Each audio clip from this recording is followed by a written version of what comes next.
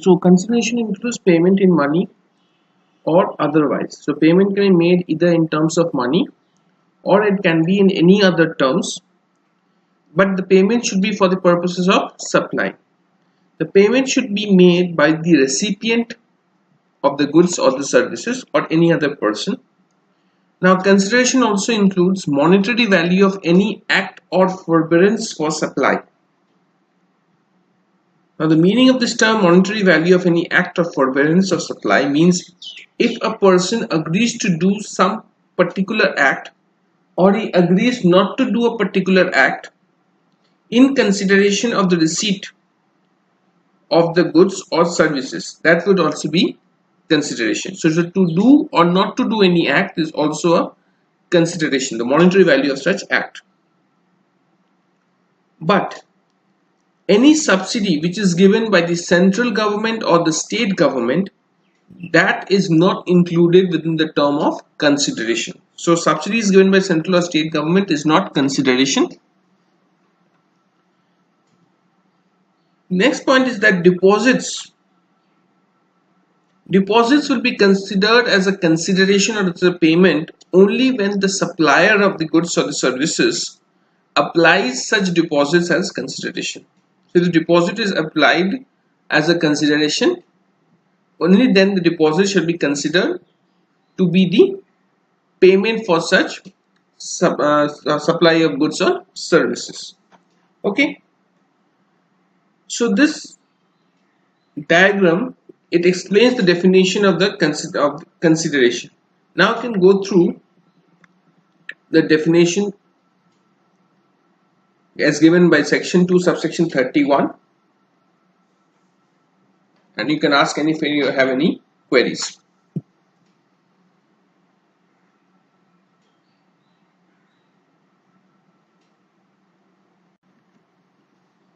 Okay, so now we'll go through some of the questions which will clarify the definition much more. So if you state whether the following they are consideration as per GST. First case is X, it provided the service of technical consultancy to YZ Limited, and in exchange of the technical consultancy which has been provided by X, YZ Limited agreed to pay X by way of fully paid equity shares of YZ Limited. So is this a consideration? This is a consideration because consideration need not only be in monetary terms, it can by any other act also. Second, XYZ Private Limited received a subsidy of 15 lakhs from the state government of Jharkhand. Will it be a consideration? No, it is explicitly excluded from the definition of consideration.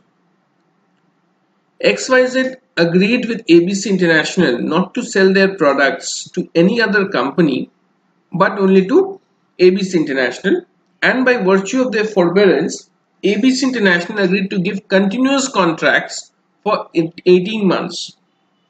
Will this be consideration?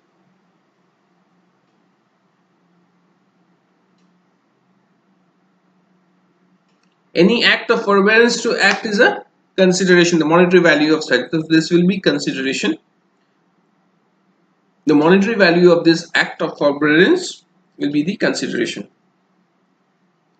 ABC deposited 10 lakhs with XYZ Limited as a security deposit under express agreement that such amount cannot be adjusted against any payment and it is to be refunded on completion of contract.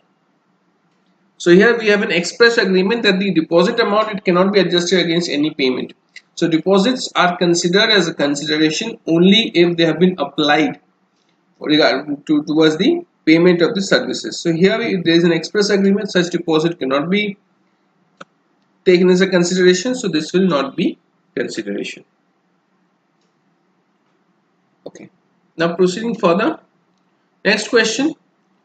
Flight Travels Private Limited, a travel agent, it books tickets for customers Mr. Z. The travel agent, he raises an invoice on the customer Mr. Z for transportation of passenger by air of rupees 20,000 and his commission is 10,000. So here what is the service which Flight Travels Limited is providing? Travel agent services. So what will be the amount of consideration here?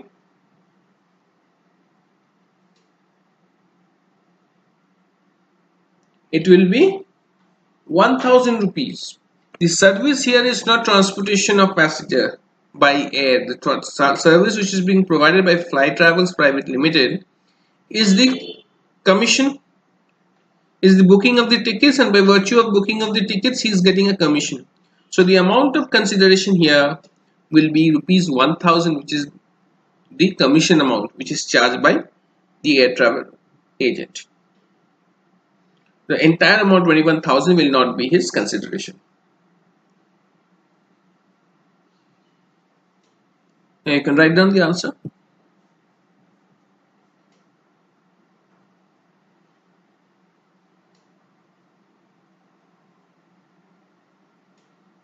Okay, so the next question.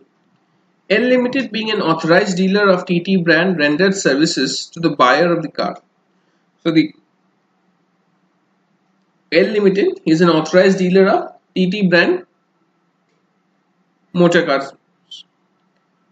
Now, whenever anyone purchases a motor car, the company provides certain free services. So, when the customer goes to a service station to get his free services, what the service station does is it provides the customer free services, but the service station, it is reimbursed by the company for the free services which is provided by the service station to the customers of that car company. So here, this is a kind of a third person consideration. So this is a supply of service. The amount which is received by the service station here, Messrs. L Limited, from the car company of TT car company brand, here will be a supply in the hands of the service station, which is L Limited. Clear?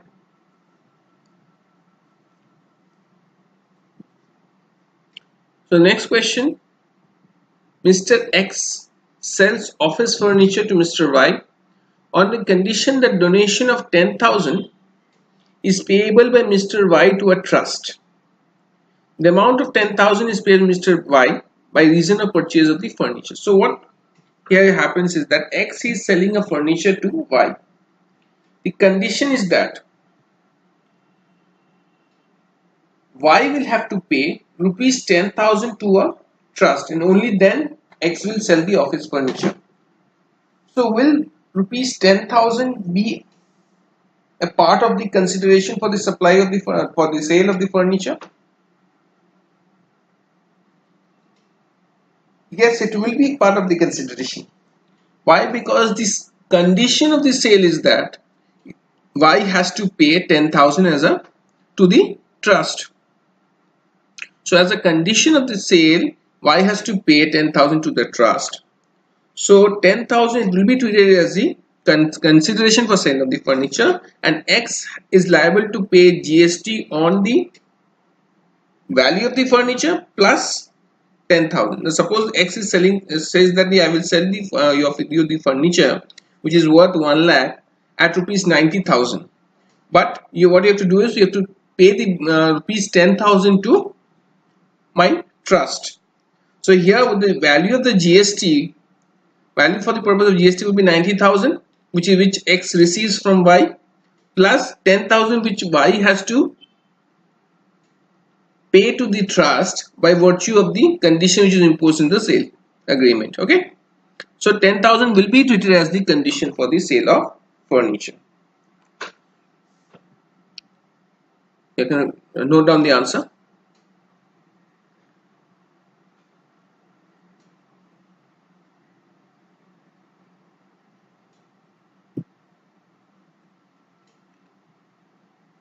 Okay, so next we will talk about a few of the points.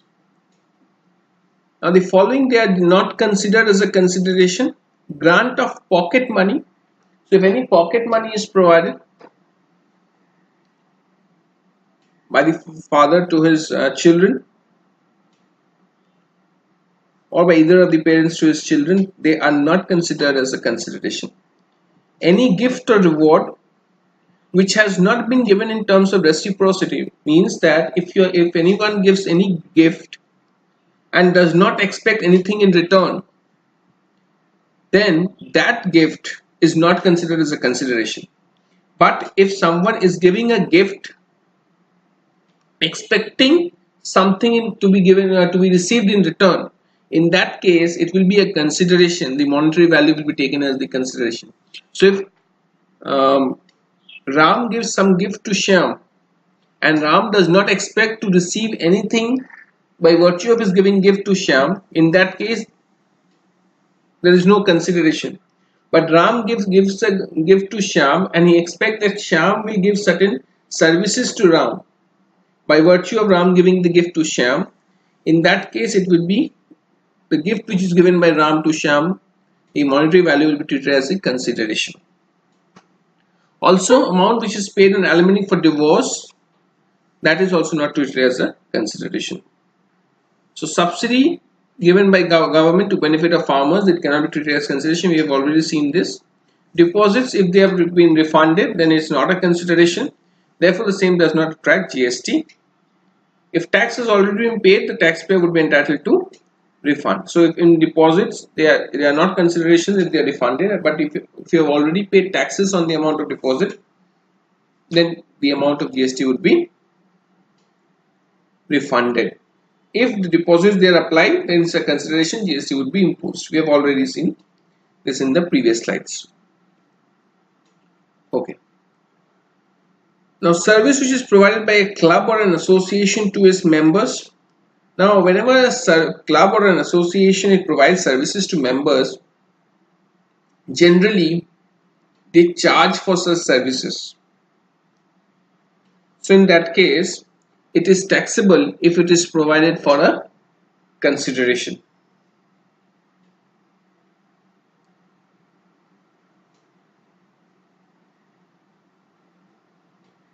Noted down. So services provided by a club or association to its members is taxable if it is provided for a consideration. A resident welfare association provides services of depositing electricity bills on behalf of its residents for a nominal fee. So an association of residents which is living in a particular society, what it does is it is providing the services to the residents of the society by way of depositing the electricity bills, and by virtue of it providing such services, it receives certain amount from the residents. Now the amount which is received, will it be a consideration? Yes, it will be a consideration. So it is taxable. Consideration will be taxable and GST is to be charged on the fee which is levied by the RW, that is Resident Welfare Association, to the residents. So GST will be charged on the fee which is levied.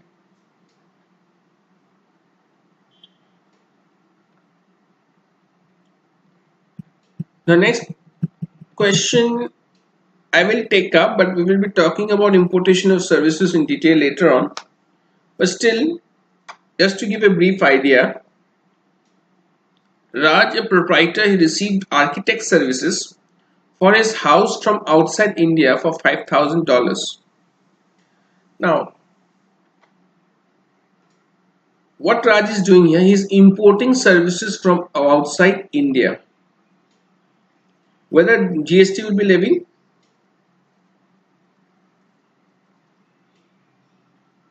We have talked here that importation of services, it will be treated as supply, whether or not in the course of business. So here Raj, he is a proprietor. He is not engaged in architect services. So this architect services which is received by Raj, it's not in the course or furtherance of his business. He is receiving the services from outside India. So here GST will be levied. So importation of services shall be liable to GST even if not in furtherance of business. The import of services by Raj is supply under section 7, subsection 1 plus B, though not in the course of furtherance of business. So you can note it down.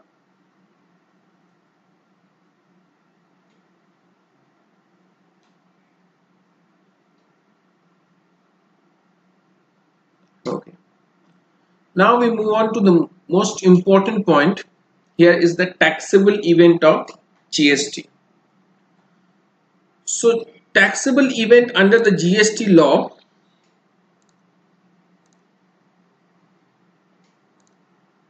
is supply. So taxable event under GST law is what? It is supply of goods or services or both. So it means no supply, then no GST. So supply is the main taxable event under the GST.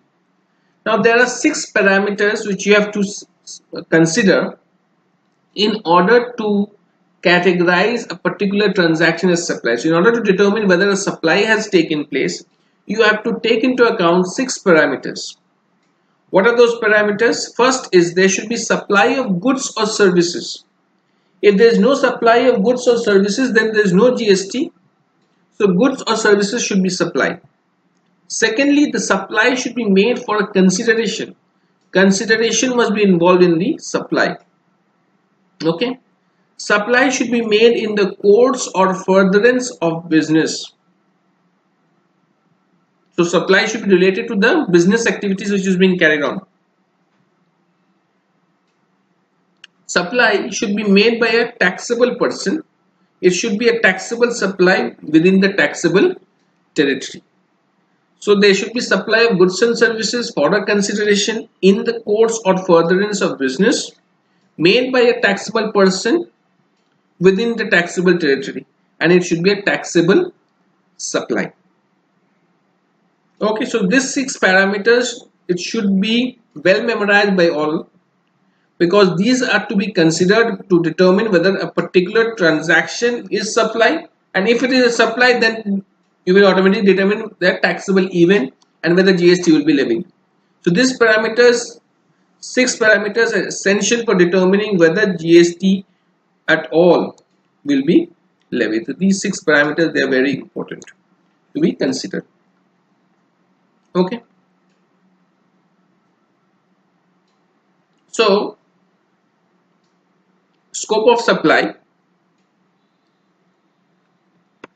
Now this we have already referred in the earlier slides, but now we will talk about supply in a by way of a diagram.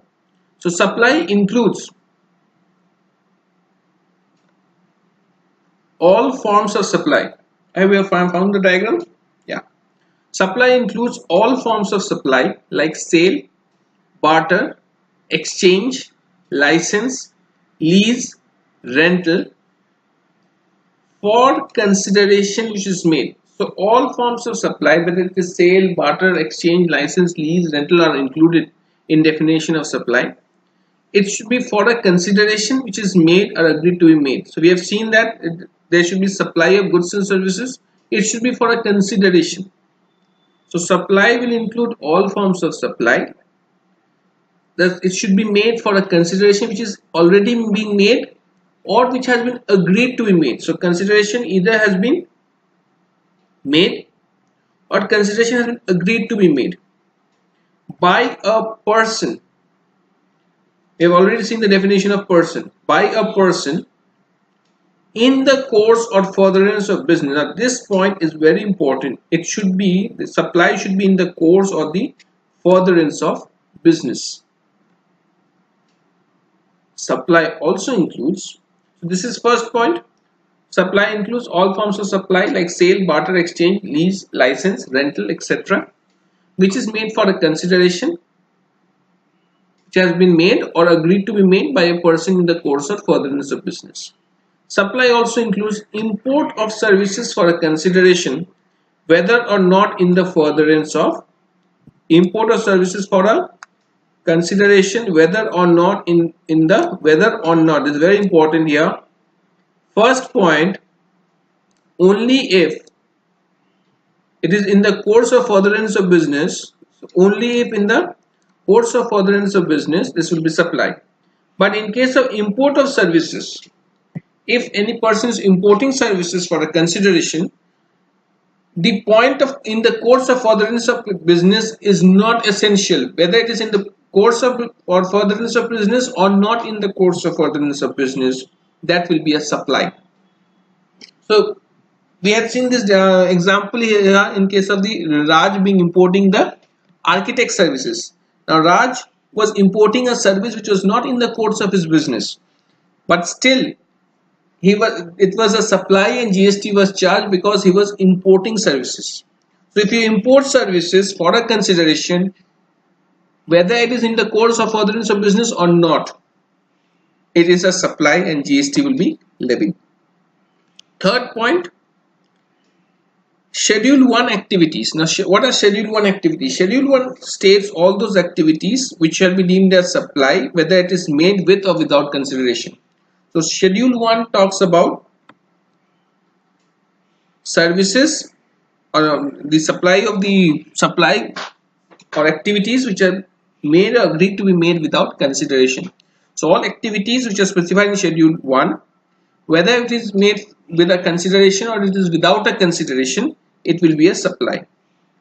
And lastly, Schedule 2 activities which are deemed supply of goods or services. So first is all forms of supply for consideration by a person in the course of furtherance of business. Secondly, importation of services for a consideration whether or not in the course of furtherance of business. Schedule 1 activities made with or without consideration. Schedule 2 activities which are deemed to be supply of goods or services. So there are 4 points. It's nothing hard to memorize. If you study through these diagrams, this is very easy. And you will memorize it in the class itself. Okay? Okay. Now, this is subsection 1. You can write down here. Section 7, subsection 1. Section 7, subsection 1 states the items which are included in supply. Now, section 7, subsection 2 talks about exclusions from the definition of supply. So, supply does not include activities of the central or the state governments which are undertaken as public authorities like public health, sanitation, defense, water supply, public safety, etc. So all activities which are taken by the state or the central government as public authorities, they are not included in the definition of supply. Also, supply does not include activities or transactions which are specified in Schedule 3. So Schedule 3 talks about the negative list of supply. So what are they? Any service which is provided by the employee to the employer in the course of his employment is not included in the term of supply. Secondly, services which are provided by a court or a tribunal. Third, services which are provided by MPs, MLAs, MLCs, etc. Services provided by a funeral or burial, etc. Sale of a land or building. Actionable claims other than lottery, betting and gambling. So what is an actionable claim? We have already done this. Yes. So actionable claims, they are not included in the definition of supply, but lottery, betting, gambling, these are included. So lottery, betting, gambling is a supply and GST is charged. So employee to employer services, court, tribunal, MP, MLA, MLC, funeral, burial, sale of land, building and actionable claims other than lottery, betting and gambling, they are not supply. These are specifically excluded in the Schedule 3. Okay. Now what you do is you go through section 7, which is given in page number. Okay. So go through these and then we'll move forward to the questions.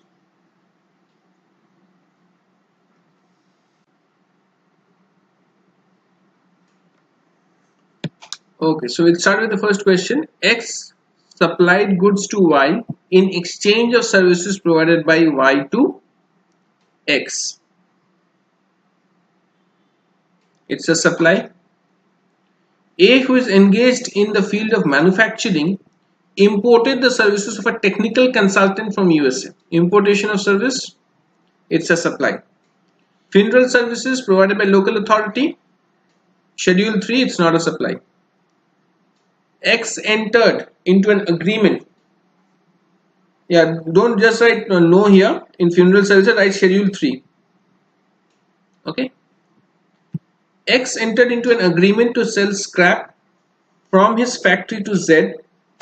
Z, in exchange of such scrap, agreed to provide the service of material management for 1 year. Is it a service? Yes, it's a service. State government of Maharashtra provided services of water supply and sanitation.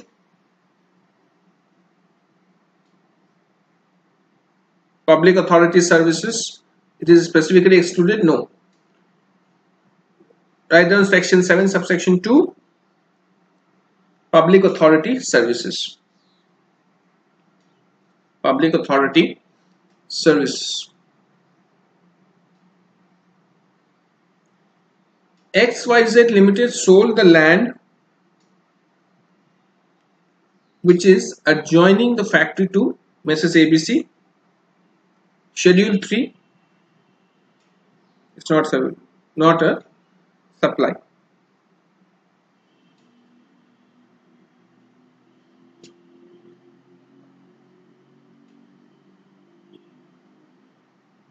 Services provided by District Court of Faridabad. Not a supply. Schedule 3. Services provided by Mr. A, who is a chartered accountant to XYZ Corporation. Mr. A is employed with XYZ International. Employee to employer services. No. Okay. Now here we will talk about the meaning of the terms in the course of business and furtherance of business. What is in course of business? In the course of business refers to those activities which you carry out for the purposes of fulfilling your business activity. Like suppose here we have CA Ram, who is practicing as a chartered accountant, and he is carrying on activities of accounting, auditing, filing returns, certifying documents. So these are all activities which are performed in the course of the business. So any activity which you carry on for the purposes of fulfillment of your business activity is in the course of business. Now on the other side, when we talk of furtherance of business, these are the activities which you carry on for the purposes of expanding your business or enhancing your business activities. So activities which are carried out for the purpose of expanding your business would be furtherance of business.